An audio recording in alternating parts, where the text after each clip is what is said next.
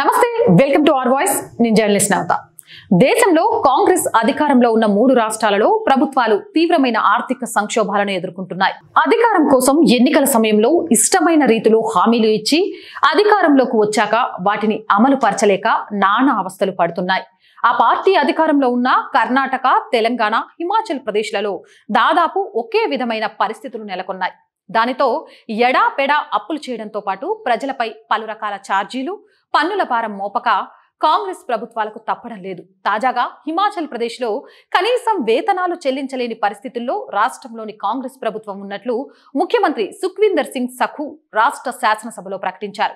రాష్ట్ర ఆర్థిక పరిస్థితుల దృష్ట్యా తనతో పాటు మంత్రులు, నామినేట్ పదవులలో కేబినెట్ హోదాలో ఉన్నవారు 2 నెలల పాటు వేతనాలు, టీఏ, డిఏ వంటివి తీసుకోకూడదని కేబినెట్ సమావేశంలో నిర్ణయం తీసుకున్నామని ప్రకటించారు.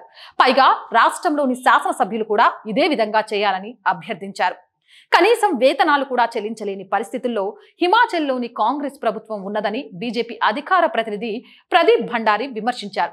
సీఎం తనతో పాటు ప్రభుత్వ ప్రధాన కార్యదర్శికి, ఎమ్మెల్యేలకు వేతనాలు ఇచ్చుకోలేనంతగా రాష్ట్రంలో పరిస్థితులు దిగజారాయని ఎద్దేవా చేశారు. ప్రతిపక్ష నేత రాహుల్ గాంధీ కటాకట్ మోడల్ కారణంగానే రాష్ట్రంలో ఆర్థిక భయానక పరిస్థితులు నెలకొన్నాయని, ఆయన విఫల ఆర్థిక ఆలోచన విధానాలు బహిర్గతమయ్యాయని ఆయన విమర్శించారు. కర్ణాటకలో కూడా ఇదే విధమైన పరిస్థితులు నెలకొన్నాయని, పాల నుంచి నీళ్ల వరకు అన్ని నిత్యావసర ధరలు పెరిగాయని ధ్వజమెత్తారు. నకిలీ వాగ్దానాలు చేసిన రాహుల్ గాంధీ ప్రజలకు క్షమాపణలు చెప్పాలని డిమాండ్ చేశారు.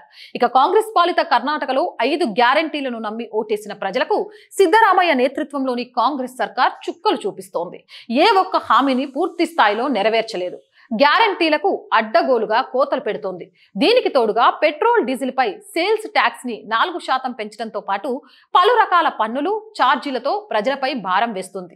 ఉచిత విద్యుత్ అంటూ ఊదరగొట్టి ఛార్జీల పెంపునకు తెరతీశారని, మహిళలకు ఆర్థిక భరోసా ఇస్తామన్న గృహలక్ష్మి స్కీమ్ కి కొత్త ఆంక్షలు జోడించారని, ఆడబిడ్డలకు ఉచిత బస్సు సర్వీసులంటూ ఊరించిన శక్తి స్కీమ్ లో వయస్సు, వృత్తి అంటూ కొత్త పరిమితులు తెచ్చారని, నిరుద్యోగులకు భృతి కల్పిస్తామని, యువనిధి, పేదలకు ఉచిత బియ్యమన్న అన్నభాగ్య, ఇలా ప్రతి స్కీమ్లోనూ కోతలు విధిస్తున్నారని ప్రజలు ఆగ్రహంతో రగిలిపోతున్నారు. ఇక తెలంగాణలో అయితే గ్యారంటీల అమలులో ముఖ్యమంత్రి రేవంత్ రెడ్డి నేతృత్వంలోని హస్తం పార్టీ ప్రభుత్వం ఒక్కడుగు కూడా ముందుకు, 2 అడుగులు వెనక్కి అన్న రీతిలో వ్యవహరిస్తోంది. మరోవైపు రాష్ట్రాన్ని అప్పుల్లో ముంచేస్తున్నారు.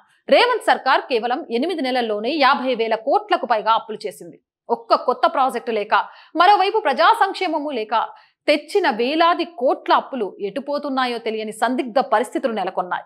రుణమాఫీ అంటూ అసెంబ్లీ ఎన్నికల సమయంలో తెగ ఊదరకొట్టిన కాంగ్రెస్ రుణమాఫీని సక్రమంగా అమలు చేయలేక రైతన్నల ఆగ్రహాన్ని చవిచూస్తోంది. మరోవైపు ఉద్యోగ నోటిఫికేషన్ల కోసం యువత రోడ్డెక్కుతున్న పరిస్థితులు నెలకొన్నాయి. ఏదేమైనా ఉచితాలకు పెద్దపీట వేస్తూ అభివృద్ధి, రాష్ట్ర ఆర్థిక పరిస్థితులను ఆలోచించకుండా ప్రజలకు హామీలిస్తే ఆ ప్రభుత్వాలు తాము మునగడమే కాదు ప్రజలను కూడా ముంచుతాయని చెప్పడానికి ఈ 3 రాష్ట్రాలలో కాంగ్రెస్ పరిస్థితులు ఉదాహరణగా చెప్పుకోవచ్చు. అందుకే హామీలు ఇచ్చే ముందు ఎంతవరకు సాధ్యాసాధ్యం అనేది నాయకులు గమనించాలి. అలాగే హామీలు ఎంతవరకు నెరవేర్చగలుగుతారని ప్రజలు గమనించాలి. ఆ తర్వాతే ఎన్నుకోవడం కానీ, హామీలు ఇవ్వడం కానీ జరగాలి. కాదంటే ఇలా ప్రభుత్వంతో పాటు ప్రజలు కూడా రోడ్డు మీదకి రావాల్సి వస్తుంది. మీరేమంటారు? కామెంట్ సెక్షన్లో పెట్టేయండి. మోర్ వీడియోస్ కోసం మన ఛానల్ వెంటనే సబ్స్క్రైబ్ చేయండి. ఈ ఛానల్ ఒక్కరితో మొదలై ఈరోజు 1,10,000 దాటింది అంటే మీ అందరూ ఆదరాభిమానించడం వల్లే. ఇలానే మనం ఇట్స్ మీ నవత అని ఇంకో ఛానల్ కూడా ఓపెన్ చేసాం. ఈ వీడియో చూస్తున్న ప్రతి ఒక్కరూ ఆ ఛానల్లో కూడా వెళ్ళి సబ్స్క్రైబ్ చేయండి. అందులో కూడా దేశ హితానికి, అలాగే సమాజ హితానికి సంబంధించిన వీడియోలనే అందిస్తున్నాం. ఈ ఛానల్స్ నడవాలి అని అంటే నిజంగా ఆర్థికంగా మీ అందరి చేయూత కావాల్సి ఉంది. చాలా కష్టంగా ఉంది. ఎక్విప్మెంట్ కానీ, మనకు ఆఫీస్ లేదు. ఆఫీస్ కోసం కూడా శతవిధాలా నేను ప్రయత్నాలు చేస్తూనే ఉన్నాను, కానీ అవ్వట్లేదు. పైసా లేనిది ఏ పని జరగదు అని అర్థమైంది. కానీ ఆ పైసా నేను ఒక్కదాన్ని పెట్టే స్థితిలో ఇప్పుడు లేను. ప్లీజ్ బ్రేక్ ఈవెన్ వచ్చేదాకా ఈ ఛానల్ని కాపాడుకోవాల్సిన బాధ్యత మీ మీదే ఉంది. మీకు తోచిన సహాయం ₹1 నుంచి ఎంతైనా పర్లేదు మన ఛానల్ని నిలబెట్టగలుగుతుంది. శాలరీస్ విషయంలో కానీ, మిగిలిన వాటి విషయంలో కానీ ఎప్పుడైతే బ్రేక్ ఈవెన్కి చేరుకుంటామో మీ నుంచి ₹1 కూడా సహాయం ఆశించదు ఈ ఛానల్. అండ్ నలుగురికి సహాయం చేసే విధంగానే ఉంటుంది. సహాయం దొరికినా దొరక్కపోయినా జాతీయ భావాన్ని, సనాతన ధర్మాన్ని కాపాడటంలో వెన్నైతే చూపదు. అలాగే ప్రభుత్వానికి ప్రజలకి వారధిగా ఉంటూ ప్రజా సమస్యలను ప్రభుత్వానికి వినిపించడంలో కూడా వెనుకడుగు వేయదు.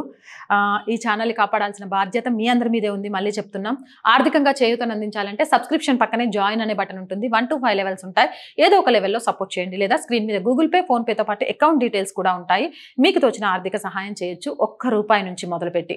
ఇక వ్యాపార ప్రకటనలు, యాడ్స్ కోసం కూడా మన ఛానల్ని సంప్రదించవచ్చు 8328500576 నెంబర్కి కాల్ చేసి. So please support our channel, subscribe our channel. జై భారత్.